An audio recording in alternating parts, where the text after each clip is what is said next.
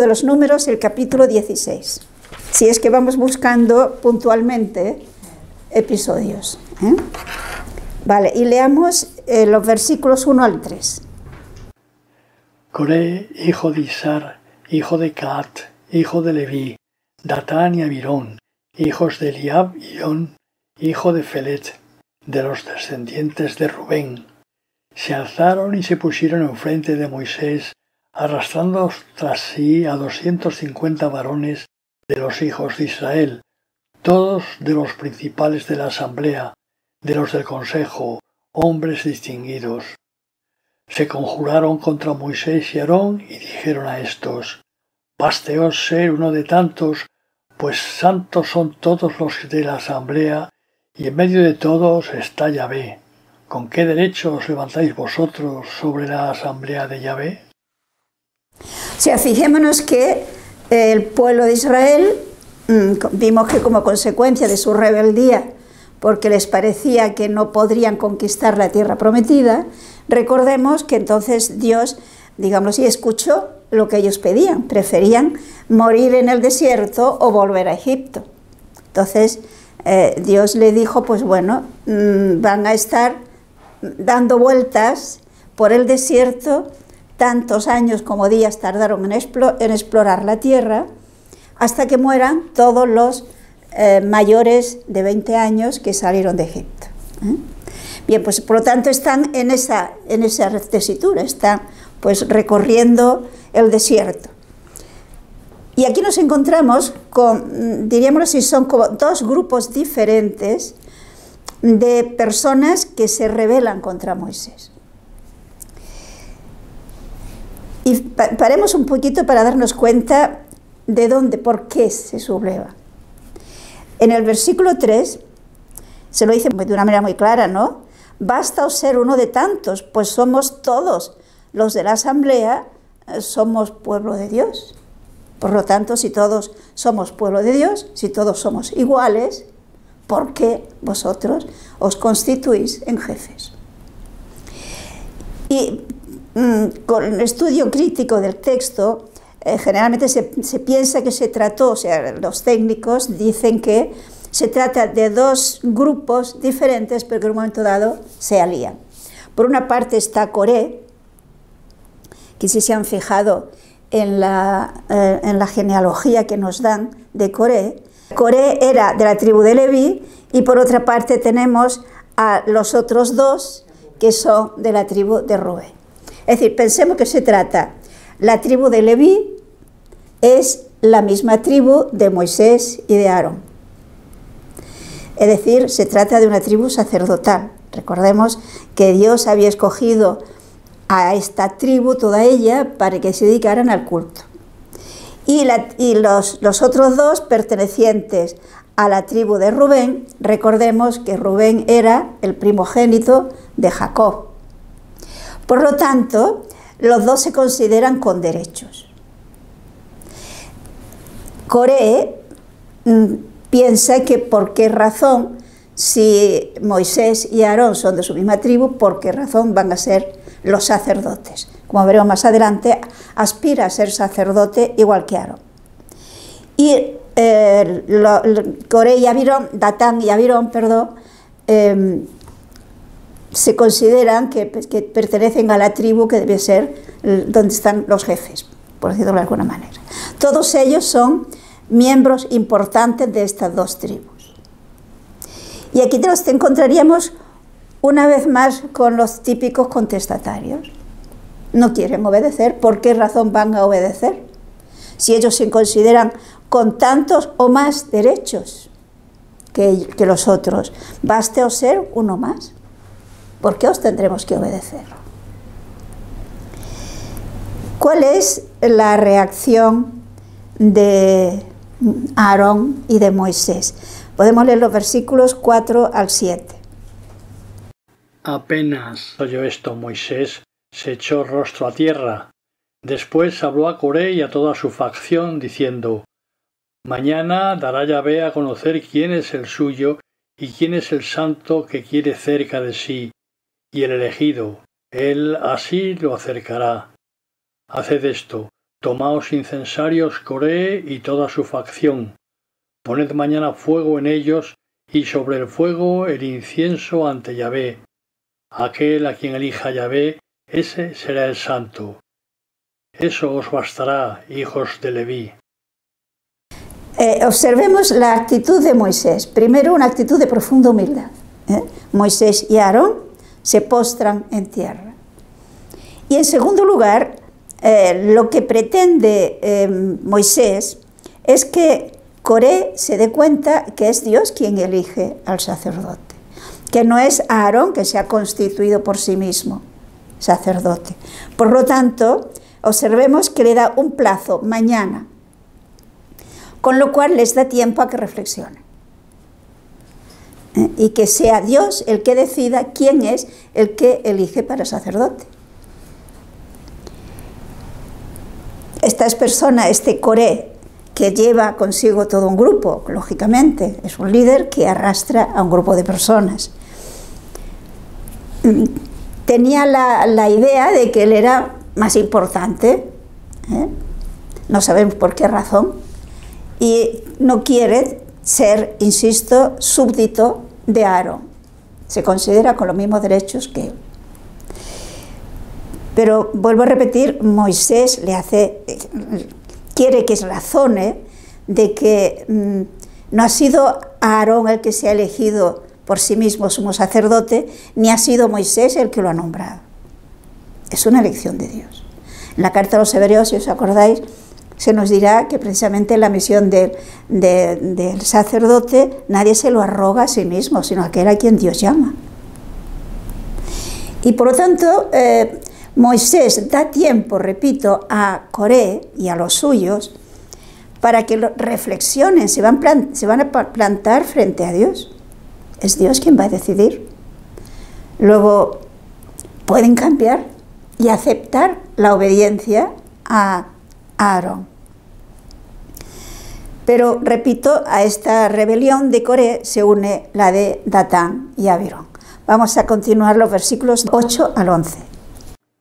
Y volviéndose después a Coré, añadió: Oídme, hijos de Leví, ¿os parece todavía poco el haberos Yahvé, Dios de Israel, segregado de la congregación de Israel, acercándoos así para que le sirváis en el tabernáculo de Yahvé, y estáis delante de la comunidad como ministros suyos? Porque él os ha llegado de este modo a ti y a todos tus hermanos, hijos de Leví. ¿Ambicionáis también ahora el sacerdocio? Tú y tus partidarios habéis conspirado contra Yahvé. ¿Qué es Aarón para que contra él vayan vuestras murmuraciones? Observemos que lo primero que le dice Moisés es: Dios os ha dado un don, Dios os ha elegido con una misión muy importante en el pueblo. Toda la tribu de Leví os ha elegido para el servicio del culto de Dios. ¿Te parece poco? Es decir, observemos que en el fondo, y esto le pasa a Coré y nos suele pasar a todos cuando nos rebelamos contra una autoridad, la que sea, es no valorar y reconocer los dones que Dios nos ha dado. Y que, como dirá San Pablo, formamos todos cuerpo místico. Y si todo fueran ojos, ¿dónde estaría el oído? Es decir, tiene que haber variedad de funciones. Y el que el cuerpo funcione bien y realice bien sus actividades y su salud requiere que cada miembro cumpla su misión. Cuanto mejor cumpla cada miembro su misión, el conjunto funcionará mejor. Por lo tanto, aquí le hace: ¿os parece todavía poco haberos Yahvé elegido, separado de la congregación, precisamente para que os acerquéis y sirváis en el tabernáculo? ¿También aspiráis al sacerdocio? O sea, aquí estaba el kit. Coré quiere ser sacerdote, igual que era Aarón, pero sin haber sido elegido por Dios. Por esto le dice: tú y tus partidarios habéis conspirado contra Yahvé. Fijemos, aquí está la clave. Rebelarse contra la autoridad establecida es rebelarse contra Yahvé, es rebelarse contra Dios. Hay un texto de la carta a los Romanos que lo dice claramente. Fijémonos en el Romanos capítulo 13, versículos 1 y 2. Todos habéis de estar sometidos a las autoridades superiores, que no hay autoridad sino por Dios, y las que hay por Dios han sido ordenadas, de suerte que quien resiste a la autoridad resiste a la disposición de Dios, y los que se resisten se atraen sobre sí la condenación. O sea, lo que nos interesa es el final. Quien resiste a la autoridad, quien se opone a la autoridad, resiste a la autoridad de Dios. Es Dios quien ha distribuido los dones. Por lo tanto, es lo que le dice aquí Moisés: vosotros habéis conspirado contra Yahvé, no contra él, Moisés, ni contra Aarón, sino contra Yahvé, que es el que los ha nombrado, es el que los ha constituido. Bien, seguimos, versículos 12 al 14. Moisés mandó llamar a Datán y Abiram, hijos de Eliab, pero ellos respondieron: no queremos ir. ¿Todavía te parece poco habernos sacado de una tierra que emana leche y miel para traernos a morir a un desierto que también quiere seguir tiranizándonos? No es a una tierra que emana leche y miel a donde nos has traído, ni un trozo de tierra nos has dado en posesión, ni una viña. ¿Crees que están ciegos todos estos hombres? No, no vamos. Se lo dijeron aquí el auténtico contestatario. Este sencillamente dice: no vamos.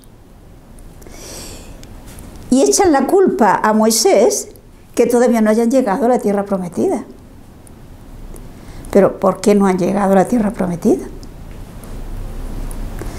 Son ellos los culpables, son ellos los que se rebelaron. Fijémonos que es muy interesante captar, porque San Pablo nos dirá que todo lo que se ha escrito para nuestra enseñanza. Si recordamos todo lo que se nos ha ido relatando en el libro del Éxodo y lo que vamos viendo del libro de los Números, vemos que el pueblo, y lógicamente estos dirigentes, habían ido desarrollando una actitud de murmuración y de protesta ante cualquier dificultad. Ante la intervención de Dios en cada una de estas situaciones que hemos visto, han visto que es Dios el que los lleva, han visto que Dios les da la solución a problemas que parecían imposibles. ¿Qué es lo que Dios esperaba de ellos? Que hagan un acto de fe, que se crean que Dios es quien los lleva y que por lo tanto es Dios el que asegura el éxito. ¿Pero esto qué supone? Supone un acto de fe y de confianza en Dios al que no veo. Y por lo tanto renunciar a mis medios, a mis posibilidades que sí veo. No sé si os acordáis de aquel texto, creo que es del Evangelio de San Lucas, cuando Jesús nos dice aquel ejemplo, ¿no? ¿Quién, si quiere construir una torre, no se sienta primero a ver si puede realmente con los medios que tiene construirla?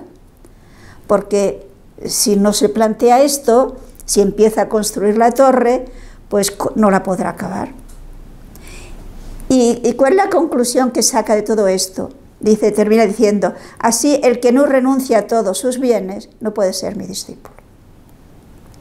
Es decir, en el caso nuestro, el desarrollar una auténtica vida cristiana, el realizar el proyecto de Dios para cada uno de nosotros, que es que seamos santos, esto lo dice muchas veces el texto, no podemos, si queremos realizar esa gran torre, esa gran obra, ese gran proyecto que tiene Dios, no podemos querer realizarlo con solo nuestros medios humanos. Nos quedaremos a medio construir. Hemos precisamente de renunciar a esos medios humanos en el sentido de no apoyarnos en ellos y contar con la presencia, con la ayuda, con la fidelidad de Dios. Y entonces, contando con la fidelidad de Dios, realizando de mi parte todo lo que Dios me va pidiendo, que supone un gran esfuerzo continuado por parte mía, podré realizar el proyecto. Pero mi apoyo, mi seguridad, no está en mis medios, está en la fidelidad de Dios, en la presencia de Dios, en la omnipotencia de Dios. Ese paso de fe es básico, fundamental para toda vida de creyente. Mientras no damos este paso, iremos de fracaso en fracaso, de frustración en frustración. Y aquí tenemos a Datán y Abirón, que protestan y además han, como grupo de presión, han conseguido que buena parte del pueblo les siga, pues protestar porque Moisés les ha prometido llevarles a la tierra y pasan los años y no se lo da. Y no tienen ni la tierra de que emana leche y miel que le prometieron, no la ven. No tienen ningún terreno de propiedad para tener productos, sencillamente van itinerantes por el desierto. Y culpan de todo esto, culpan a Moisés, que los ha engañado, según ellos. Y hay una masa de pueblo que le siguen. Es lo de siempre. Hay minorías, digamos, activas, que consiguen movilizar a toda una masa. Una masa que en el fondo no reflexionan, que generalmente, fijémonos bien, tocan las fibras sensibles de la gente. Nos ha engañado, nos ha llevado por el desierto, no es verdad que nos lleve a ninguna tierra. Y el pueblo le sigue. Y nos encontramos con Moisés, que en el fondo está solo. Él que quiere actuar, que de hecho en todo momento está haciendo lo que Dios le va inspirando que haga, no encuentra comprensión, por supuesto, pero tampoco valoran el esfuerzo de Moisés. Fijémonos el profundo sufrimiento que Moisés tuvo que soportar en todo este itinerario. La tremenda incomprensión que tuvo que encontrar, que se iba encontrando continuamente a lo largo de todo este itinerario. Y sin embargo, Moisés sigue fiel. Y es importante destacar este punto. ¿Por qué Moisés sigue fiel junto a su pueblo? Porque ama a Dios y ama a su pueblo. Fijémonos que son dos amores que van unidos. El que ama a Dios, ama lo que ama a Dios. Y Dios ama a todos, porque Dios es amor. Y por lo tanto esto hace que se olvide de sí mismo. Se olvide del sufrimiento, del esfuerzo, de que efectivamente no podía dedicarle, podemos imaginarle, todo el tiempo y toda la atención que quizás merecería su familia. No, todas esas renuncias la gente no lo ve. Solo ve que no le ha dado tierra, que no lo ha llevado a ningún sitio donde puedan vivir tranquilos y en paz. Sin ser consciente o sin querer reconocer que ellos son los culpables de que esto sea así. Pero esto se repite. Esto se repite. Continuemos. Versículos ahora del 15 al 24. Moisés, muy enojado, dijo a Yahvé: No atiendas a su oblación, ni un asno siquiera he tomado yo de ellos, a nadie he perjudicado. Y luego dijo Coré: Tú y tus partidarios presentaos mañana ante Yahvé, tú y ellos y Aarón. Tomad cada uno un incensario y poned en él incienso, y llegaos a Yahvé cada uno con su incensario, 250 incensarios, tú también y Aarón, con su incensario cada uno. Tomaron pues cada uno su incensario, pusieron en ellos el fuego y echaron sobre él incienso, y se presentaron a la entrada del tabernáculo del testimonio con Moisés y Aarón. Coré había llevado tras sí a toda la asamblea a la entrada del tabernáculo de la reunión, y la gloria de Yahvé se mostró a toda la asamblea. Yahvé dijo a Moisés y a Aarón: Apartaos de esa turba, que voy a destruirla enseguida.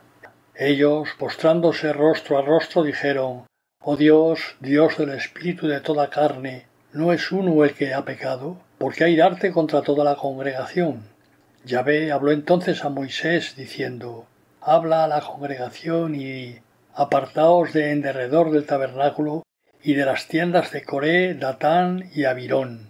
Fijémonos aquí una reacción muy humana y muy razonable de Moisés también, ¿no? Cuando le dice a Dios, no aceptes su oblación. Porque recordemos que la prueba es que Coré con su grupo y Aarón vayan al tabernáculo y hagan ese acto sacerdotal que es ofrecer el incienso. Y que le dice, no aceptes a Dios, no aceptes su oración. Es decir, manifiesta realmente a quien eliges. Pero si se han fijado en el versículo 19, se nos dice que Coré había llevado tras sí a toda una asamblea, a toda la asamblea, a la entrada del tabernáculo de reunión. Es decir, habían conseguido amotinar a toda, si no toda la asamblea, un buen número de personas que estaban de su parte. Y todos van allá. Pero una vez más nos encontramos con esa actitud de un hombre de fe, un hombre que ama a Dios y que ama a los hermanos, ante lo que Dios le dice. Ven cómo se manifiesta Dios, porque efectivamente, aunque Moisés les ha dado un plazo de 24 horas para hacer la prueba, digamos, ellos siguen. Por lo tanto, van todos allá con su incensario para ofrecer esa oblación a Dios, ¿no? Y Dios le dice, apartaos de esa turba, porque voy a destruirla enseguida. ¿Y qué hace Moisés? ¿Aplaude a Dios? ¿Le dice muy bien? No. Una vez más, tenemos a Moisés intercediendo por estos. Esto es un hombre de fe, esto es un hombre que realmente ama a Dios y por lo tanto a los hermanos. No tiene en cuenta la ofensa que le están haciendo, no tiene en cuenta el sufrimiento que sin duda alguna lleva por esta ingratitud del pueblo. Y Dios, ¿y qué dice? Oh Dios, Dios del espíritu de toda carne, ¿no es uno el que ha pecado? ¿Por qué airarte contra toda esta congregación? Pero fijémonos que si toda esta congregación sufre las consecuencias por seguir a Coré. Y por esto Dios le dirá a Moisés que diga a la gente que se separe. Pero observemos cómo queda siempre digamos, la libertad humana. Dios, ¿qué le dice a través de Moisés a la gente? Que se alejen. Habrá quienes lo hagan y quien no. ¿Qué es lo que Dios nos pide? Fe y en este caso obediencia. Hablar de obediencia hoy día suena muy mal. Pero resulta que Jesús nos salvó haciéndose obediente hasta la muerte y muerte de cruz. Y por lo tanto, la virtud de la obediencia es una virtud 100% cristiana. Y no supone debilidad, ni mucho menos, sino todo lo contrario. La humildad supone fortaleza. Supone ser dueño de sí mismo. Y les pide que se aparten también de digamos, las tiendas de Coré, pero también de Datán y de Abirón, porque son, repito, dos grupos que se han aliado para ir contra Moisés. Fijemos que incluso en este momento, tanto Coré como Datán y Abirón podían haber reflexionado y haber pedido perdón y haber reconocido su culpa. Pero observemos que la soberbia ciega y no ven. Y esto pasa siempre, por esto hay aquel texto de Jesús que dice que Dios resiste a los soberbios y da su gracia a los humildes. Texto, idea que repite también tanto San Pedro como Santiago. Pero tanto Coré como Datán y Abirón, diríamos así, se mantienen sus 13. Están convencidos que tienen razón. Y repito, han arrastrado tras sí a mucha gente.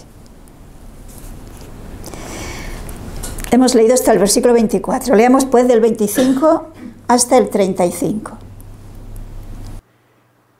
Levantóse Moisés y se fue a donde estaba Datán y Abirón, yendo tras él los ancianos, y habló a la congregación diciendo: Apartaos luego de las tiendas de estos impíos, no toquéis nada suyo, para que no perezcáis por sus pecados. Apartóse la muchedumbre de en derredor de las tiendas de Coré, Datán y Abirón. Datán y Abirón salieron a la puerta de sus tiendas y se quedaron allí en pie con sus mujeres, sus hijos y sus pequeños. Dijo entonces Moisés: Ahora vais a saber que es Yahvé quien me ha enviado para hacer cuanto he hecho, y que no lo hice de mi propio impulso. Si éstos mueren de muerte natural, como mueren los hombres, no ha sido Yahvé el que me ha enviado. Pero si, haciendo Yahvé algo insólito, abre la tierra su boca y se los traga con todo cuanto es suyo, y bajan vivos al Seol, conoceréis que estos hombres han irritado a Yahvé. Apenas acabó de decir estas palabras, rompióse el suelo debajo de ellos. Abrió la tierra su boca y se los tragó a ellos, sus casas y todos los partidarios de Coré, con todo lo suyo. Vivos se precipitaron en el abismo y los cubrió la tierra, siendo exterminados de en medio de la asamblea. Todo Israel, que allí en torno se hallaba, al oír sus gritos, huyó por miedo de que los tragase también a ellos la tierra. También los 250 hombres que ofrecían el incienso fueron abrasados por un fuego de Yahvé. O sea, aquí vemos la intervención de Dios. Pero observemos que Dios avisa, que Dios da tiempo a que cambien. Pero cuando no se cree, cuando se piensa que esos son amenazas, que esos son, no sé, hoy quizás dirían palabras que no tienen lógica o que no vienen de la ciencia, y por lo tanto no hay que creerlas, porque no son demostrables. Pero la palabra de Dios es verdad, y Dios es fiel a su palabra. Por lo tanto, aquí nos encontramos que tanto la facción de Coré, que fijémonos que no iba solo, se nos habla de 250 hombres, todos ellos se creían con derecho a ser sacerdotes y estaban ofreciendo el incienso. Y de esto solamente se nos dice que fueron abrasados por el fuego de Yahvé. Por otra parte están lo de Datán y Abirón, que los vemos todos arrogantes, que salen a sus tiendas con su esposa, con sus hijos, o sea, toda la familia. Están seguros de sí mismos. Pero aquí vemos la actitud de Moisés. Fijémonos que Moisés lo que quiere es que el pueblo, que la muchedumbre, se dé cuenta, reflexione, que es Dios el que decide, que es Dios el que lleva al pueblo, que no son, digámoslo así, arrogancias de Moisés, que se haya querido él por su cuenta constituirse en el que lleva al frente del pueblo. No. Y por lo tanto nos encontramos con que dice Moisés a Dios y por lo tanto al pueblo: si estas personas mueren de una muerte natural, como cualquier otro, entonces sería prueba de que Dios no me ha enviado a mí. Pero si su muerte no es así, tendréis la prueba de que efectivamente Dios me ha enviado. Fijémonos que esto es el objetivo, que el pueblo acabe de creer. Todos los acontecimientos tienen una enseñanza. Y efectivamente se nos dice que se abrió la tierra y que se tragó a todos los que estaban en la tienda y todos los que estaban a su alrededor. Lógicamente, Moisés les ha dicho que se alejen y cuando ven que efectivamente se abre la tierra y se los traga, corren y gritan. ¿Qué es realmente lo que pasó? Podríamos decir que no podemos saber realmente qué es lo que pasó. Lo que sabemos es que se trató de una muerte repentina e imprevista. Más allá, digamos que no podemos saber más detalles. No sabemos, es decir, pero ciertamente Dios probó que la persona escogida por Dios era Moisés y que lo que decía Moisés era verdad, porque esto era muy importante. Que Moisés hablaba en nombre de Dios, que lo que Moisés les decía era palabra de Dios y era la expresión de la voluntad de Dios.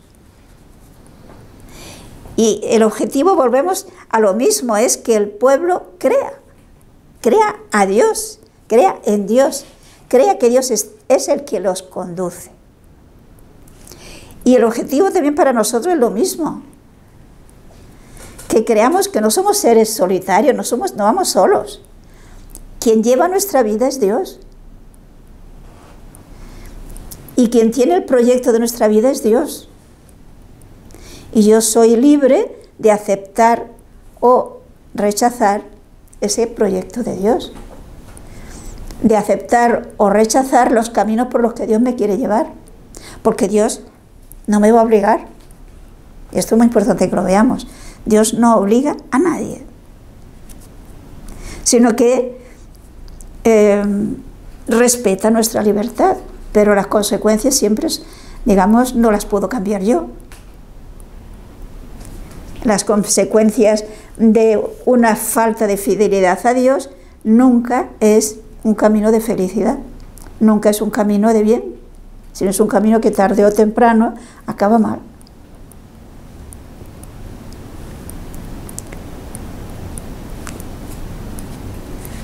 Quizás convendría leer un texto en el libro de los Proverbios, capítulo 16, versículo 5. Aborrece Yahvé al de altivo corazón. Pronto o tarde no quedará sin castigo. Fijémonos que es muy claro, el Señor aborrece toda arrogancia. La arrogancia, la soberbia es totalmente antagónica a Dios. No olvidemos que Jesús nos dice, yo soy el camino, la verdad y la vida. Y el camino de Jesús, la vida de Jesús, es una vida de sencillez, de obediencia a Dios y de amor a los demás y de amor a Dios. Ese es el camino que nos marca Jesús. Y ese es el camino que lleva a la felicidad. Yo diría, y de hecho es así, ya aquí, en esta vida. Lo cual no quiere decir que nos ahorre cruz, no, es el camino que lleva a la vida. Pero sí que tenemos la absoluta certeza de que somos amados, de que vamos por buen camino, que vamos a la meta. Y esto es lo que realmente nos da felicidad. Porque sería bueno que recordemos que la felicidad nunca vendrá de fuera. La auténtica felicidad viene de dentro. De cómo van mis relaciones de amor con Dios y con los demás. Pero, a pesar de todo, el pueblo no acaba de aprender. Fijémonos en los versículos 41 al 50. Al día siguiente, la muchedumbre de los hijos de Israel murmuraba contra Moisés y Aarón, diciendo, Vosotros habéis exterminado al pueblo de Yahvé. Y mientras la asamblea se reunía contra Moisés y Aarón, estos se dirigieron al tabernáculo de la reunión, y he aquí que le cubrió la nube y apareció la gloria de Yahvé. Moisés y Aarón se acercaron al tabernáculo de la reunión, y Yahvé habló a Moisés diciendo, Quitaos de en medio de esa turba, que voy luego a destruirla. Y Moisés dijo a Aarón, Coge el incensario, pon en él fuego del altar e incienso, y corre a esa muchedumbre y expíala, porque se ha encendido la ira de Yahvé y ha comenzado ya la mortandad. Tomó Aarón el incensario como se lo mandara Moisés, y corrió a la asamblea. Ya había comenzado la plaga a hacer estragos en el pueblo, pero él tomó el incienso e hizo expiación por el pueblo, y se quedó entre los muertos y los vivos hasta que cesó la mortandad. habían perecido en aquella mortandad 14.700, sin contar los que murieron por lo de Coré. Después, cuando hubo cesado la mortandad, se volvió Aarón a la entrada del tabernáculo de la reunión, donde estaba Moisés. Nos encontramos, por lo tanto, con que el pueblo ahora protesta y culpa a Moisés de que hayan muerto todos los partidarios de Coré, de Datán y Abirón. Y se rebelan contra Moisés. Fijémonos que es que vivir de fe no es fácil, en el sentido de que significa ese salto a dejar de querer lo que me dicen los sentidos, por decirlo de alguna manera, para creer lo que dice Dios. Dejar de apoyarme en mí mismo, en mis medios, para apoyarme en la palabra de Dios y en Dios mismo que habla. O dicho de otra manera, es el salto a la fe, a la confianza en Dios. Y este pueblo no acaba de darse cuenta y de aceptarlo. Y una vez más es Dios el que manifiesta dónde está lo correcto, por decirlo de alguna forma. Una vez más nos encontramos cómo Dios interviene para que aprendan que realmente Moisés actúa en nombre de Dios.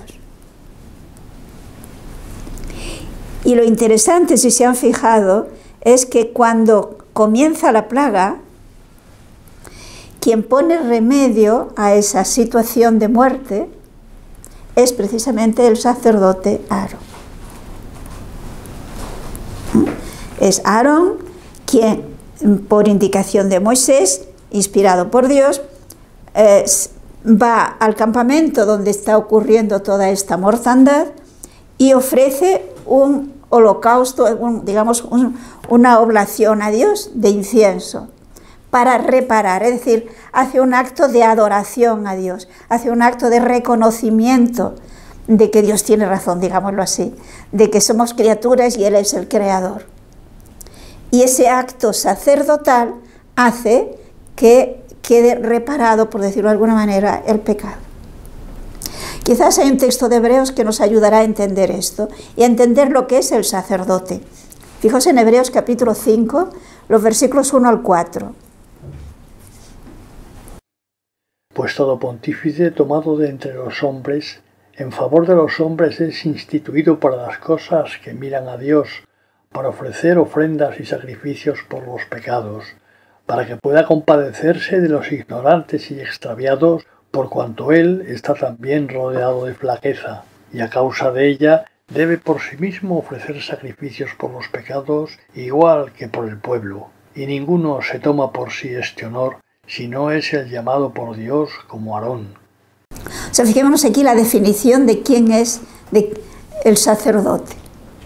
Es un hombre, pero que es intermediario entre Dios y los hombres, para ofrecer dones y sacrificios por el pecado. Y esa misión de ser sacerdote no se la puede arrogar uno, sino que es aquel a quien Dios escoge. Pues aquí tenemos a Aarón, sacerdote elegido por Dios, que actúa para reparar el pecado del pueblo y consigue el perdón. Esta es la misión del sacerdote.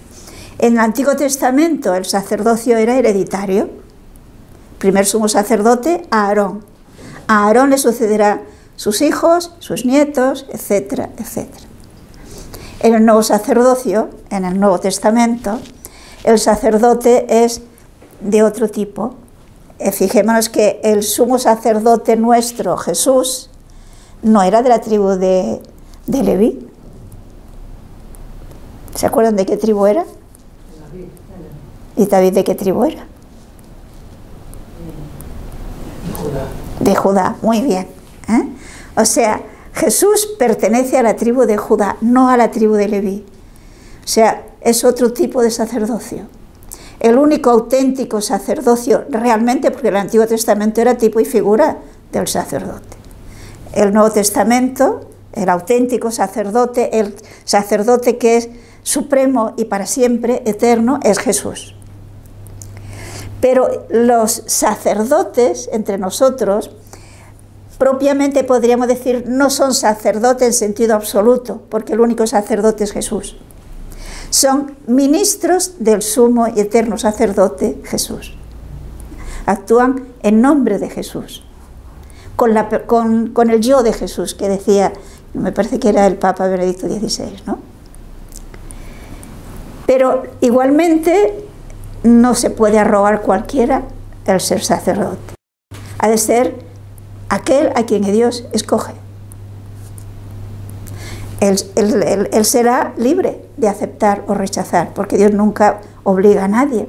Pero tal como dice la carta a los Hebreos, es un hombre elegido entre los hombres de cara a Dios para intervenir como mediador, digámoslo así, para el perdón de los pecados. Y ese sacerdote efectivamente es el que nos puede perdonar los pecados y nos puede reconciliar con Dios. Y en el caso de Aarón tenemos tipo y figura del auténtico sacerdote, que es sumo y eterno, no necesita sucesores. Lo vemos, ¿no?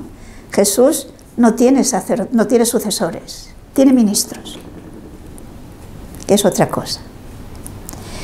Bueno, yo creo que por hoy nos vamos a quedar aquí, si os parece, y supongo que el próximo día terminaremos nuestro itinerario camino de la tierra prometida.